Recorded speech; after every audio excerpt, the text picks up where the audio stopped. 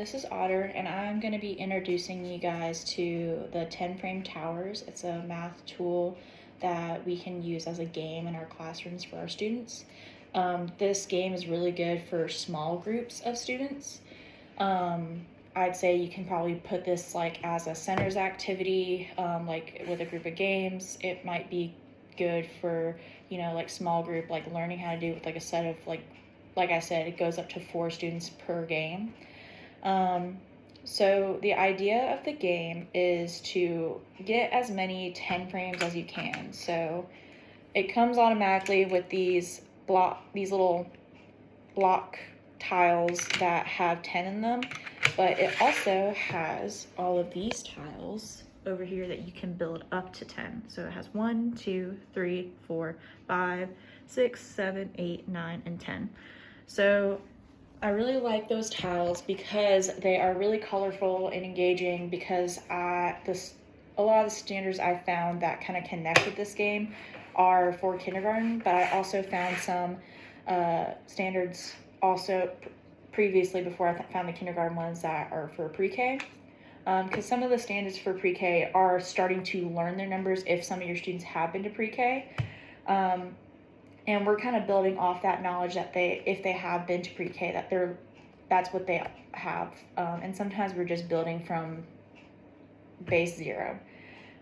So the goal of the game is to get as many 10 frames as you can. So what you would do is, no matter if you had 2 or 4 students, you'd probably place these in between all the students, all the tiles in between the students, so they can grab them a little bit easy.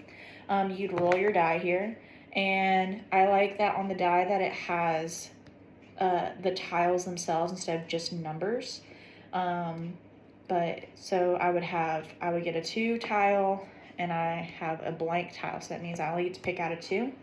So I grab my 2, and I would pass the die off to the next person. They would roll, and they would pick out their tiles, and we would keep doing that until we've reached the end of the game where we ran out of tiles.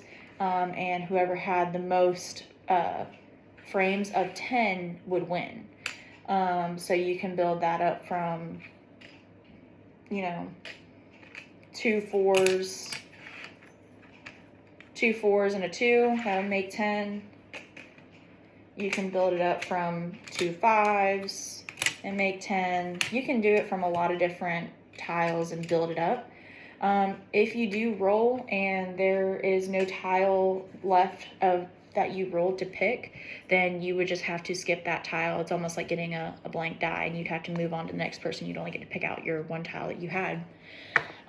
So the standard I connected this to was K.NR.5.2, represent addition and subtraction within 10 from given authentic situations using a variety of representations and strategies. And basically what I got from that standard is that these students that are in kindergarten are putting numbers together, they're putting numbers together with addition, and they're also taking them apart with subtraction. What I would be focusing on here in this game would be the addition part. You can use these tiles for different kinds of lessons. You don't have to use them just for this game, but you can use them for subtraction as well. And you can also start to introduce like equations, like writing equations. So say that they rolled a 6 and a 2, you can have them pick out their 6. That's 8. You can have them pick out their 6 and their 2. And you can have them write down their equations. So they know their numbers now so far. So you can have them write down 6 plus 2 equals 8 in a horizontal equation form.